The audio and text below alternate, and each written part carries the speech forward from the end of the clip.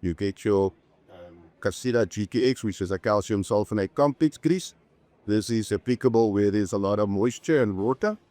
Then we go to the RLS, which is aluminium complex grease.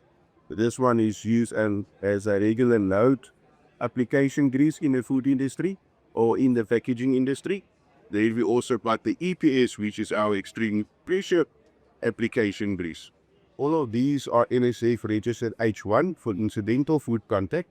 Then we've got a few niche products in the market, like the Cassida fluid, silicone fluid spray. This one you'll actually notice that it's NSF 3H and H1. Being a 3H, it's a full contact product, so you don't have to worry at all if any of this product comes into contact with the product that you manufacture or with the food product as such. And same with the DCE.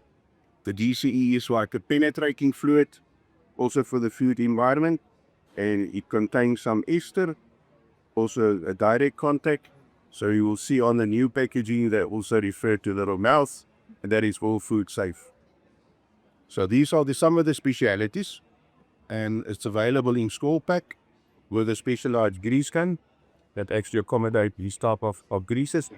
Refer to it as SR cartridges, and it also comes in 19 kg pails.